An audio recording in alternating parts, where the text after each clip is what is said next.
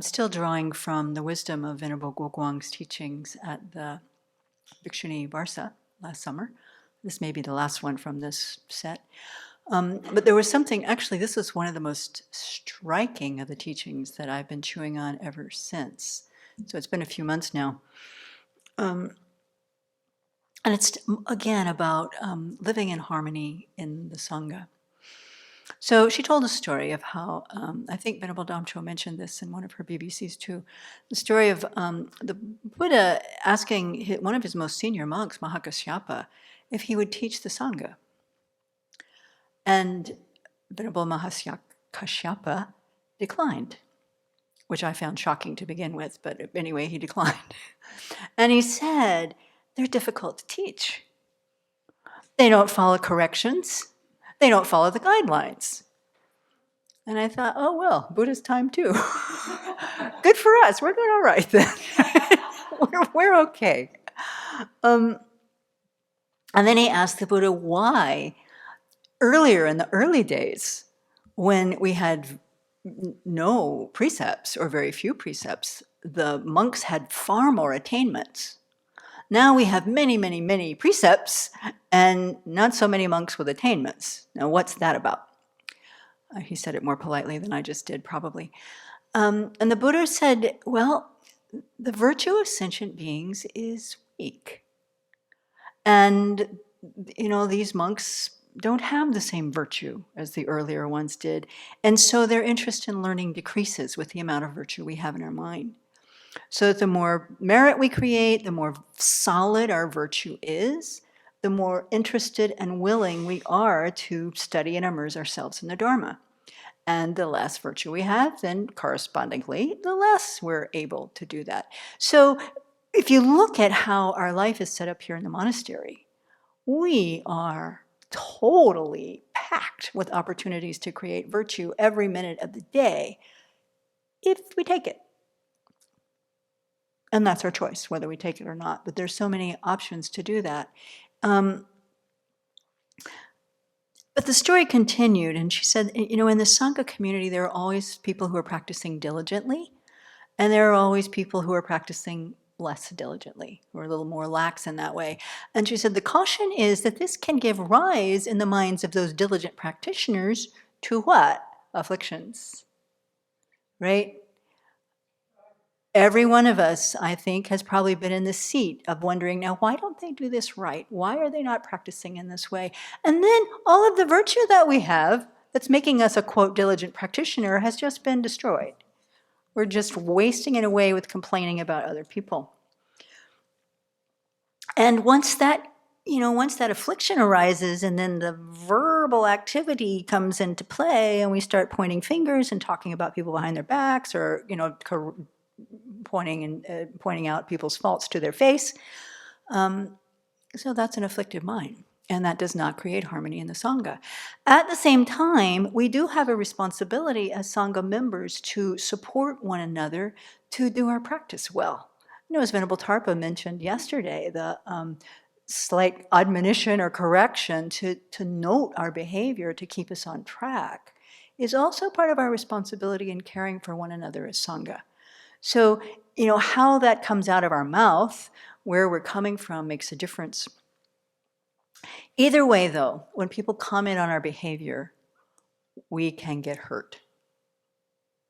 Yes, every one of us, I believe, can attest to that experience. Venerable Guoguang said, this is the statement I've been thinking about, that just kind of nailed me when she said it.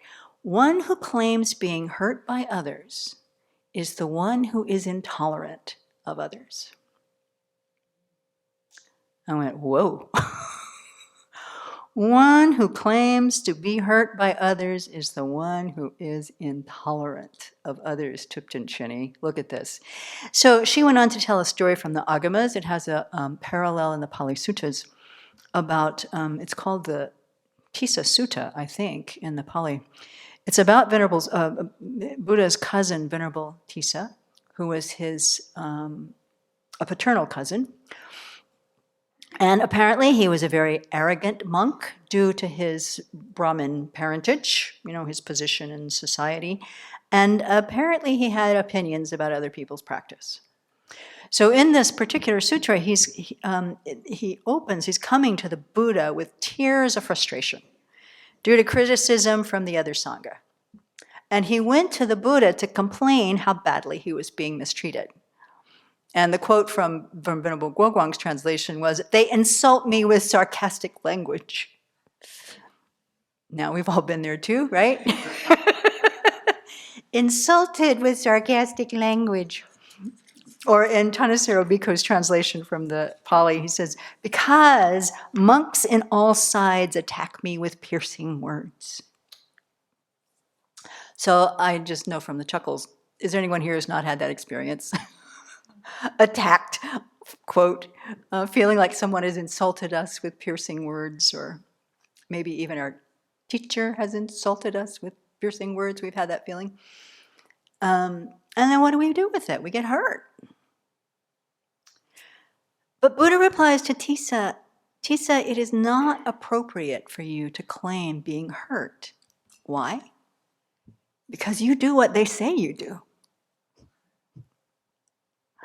Thanissaro Bhikkhu's translation is, "Because Tissa, you're the one who admonishes but can't stand being admonished." Oh, right. So this is the one that I'm working with. So if you're the one being hurt, you're the one who is intolerant from others.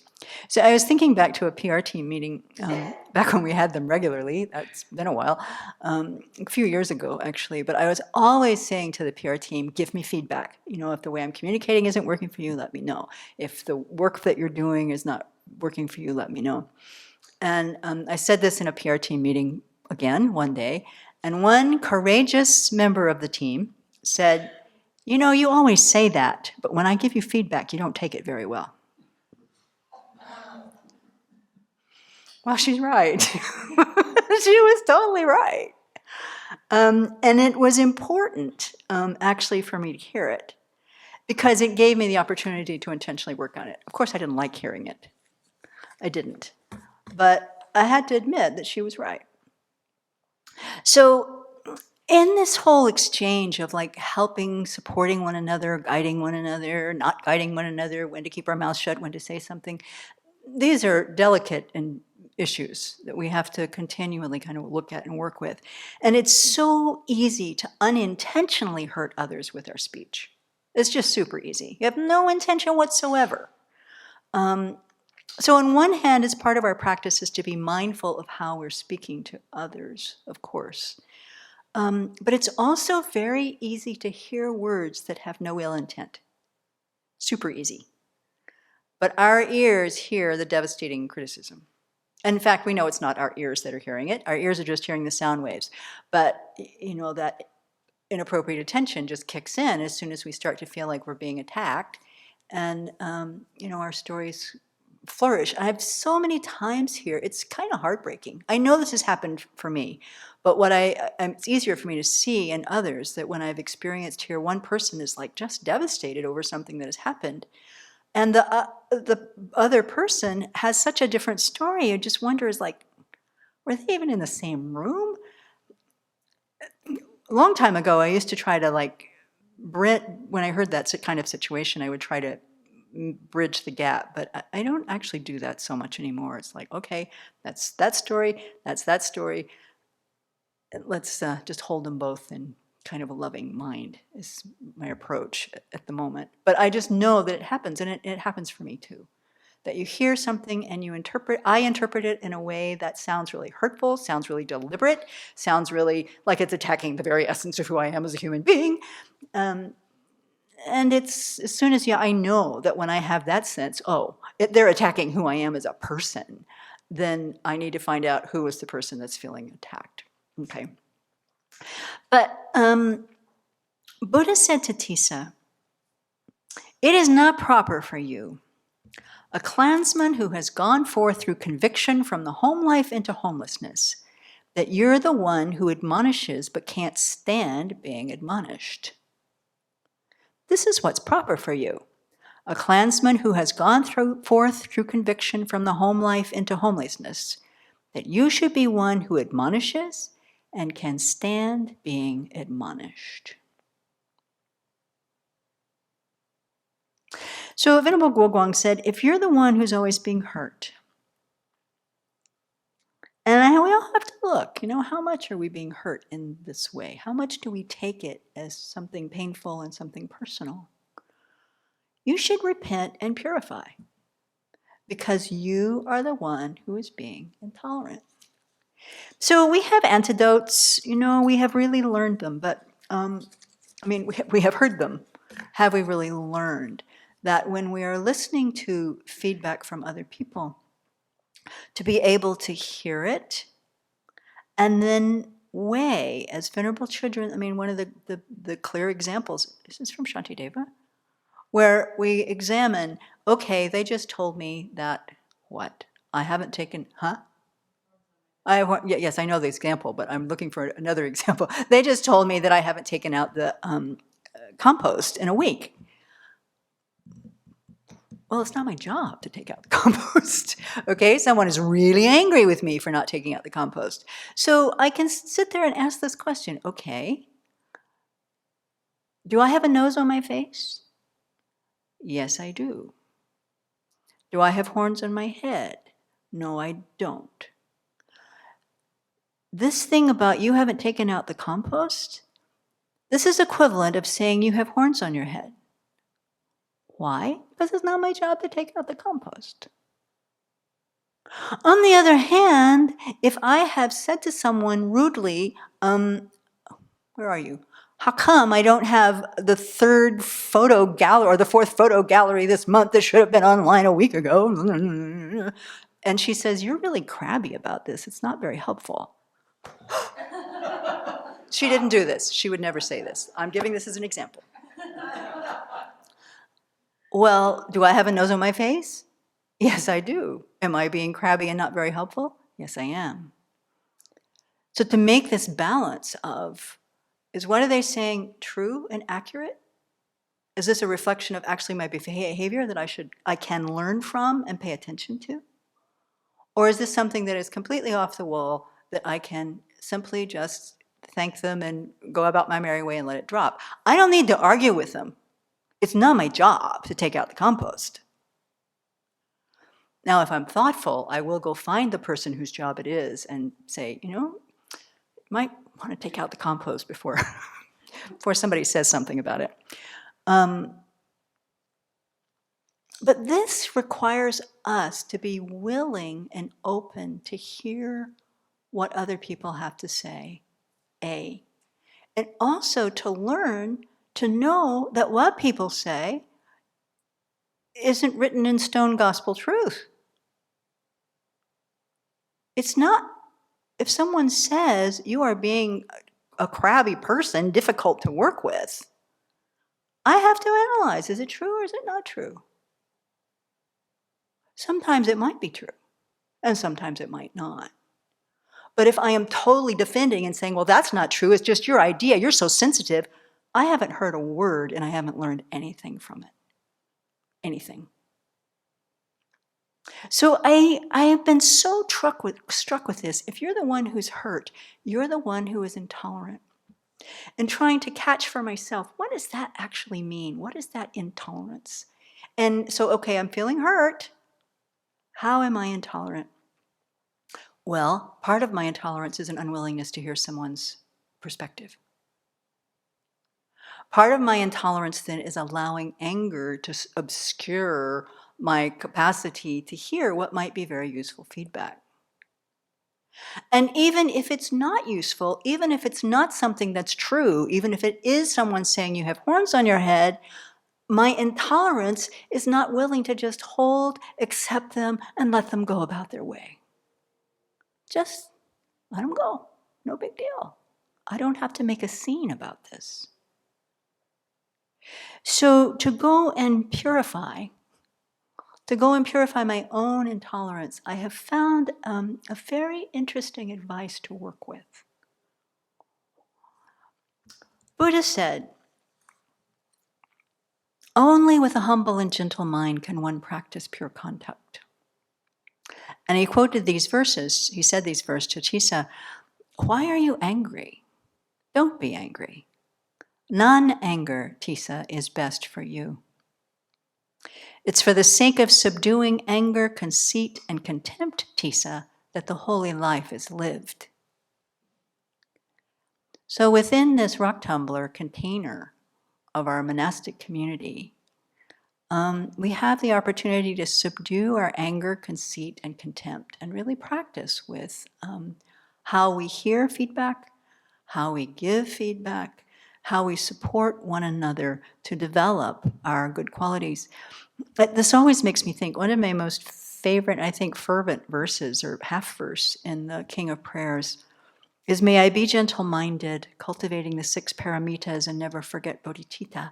It's about being gentle-minded, which I didn't come into this world with a gentle mind. I wasn't raised to have a gentle mind. So this aspiration, may I be gentle-minded, I think is about working with that intolerance. And so I just offer this because it's been such a useful piece for me to chew on. If you're the one being hurt, you're the one being intolerant. Yeah, may we all support each other to grow together with that teaching. Yeah. Thank you very much. I have a little difficulty with the phrase being hurt. For me, that phrase would make, if I use that phrase, what I'm doing in that moment is I'm actually taking responsibility for something that isn't mine. I'm giving my power to somebody else because the other person is doing what they're doing and I receive it. They don't hurt me. I'm the one who has the emotion. That's my responsibility, not theirs. So I just think that's important because when we give our power away, then it's difficult to change and to do what we need to do to work with our minds. Yeah, thank you, Venerable Tarpa. Actually, what you just said is like the clarifying point. I appreciate it because it really clearly states that this is really the point. To take responsibility for our own feelings and in any situation. And then we actually can hear. Once we get used to doing that, then we can hear what comes to us and assess accurately what we need to hear, use, not use from what's been shared. Yeah, thank you. Could you say that you're also being intolerant of your own pain that arises when you hear something that's hurtful or you find hurtful? There's like a painful feeling arises when someone says words to you. So instead of just accepting and holding that painful feeling, you push against it. And you want to get rid of it as soon as possible. And so you speak back to the person? Is that what you mean? Yeah, so you compound the suffering. You don't just say, oh, a painful feeling is arising in my mind. You say, this is horrible. Get out of here. I'm bad. They're bad. And it cascades from there. Yeah, exactly. So that if we can just acknowledge that a painful feeling is there. And of course, we're all, or all of us ordinary beings anyway, we're all kind of grasping in our little self. We all have our self-centeredness at work. It hurts if people say things that contradict our view of who we think we are, or if if our reputation gets tarnished, or the things that we cling to. Yes, you're right. But that it hurts is actually not the problem. We need to work with that. Oh, look, there's a painful feeling. Let's examine what this is about. What kind of creating stories have I made that makes this so important to me? But yeah, you're right. Then once we start wailing and railing about it, we've made it worse.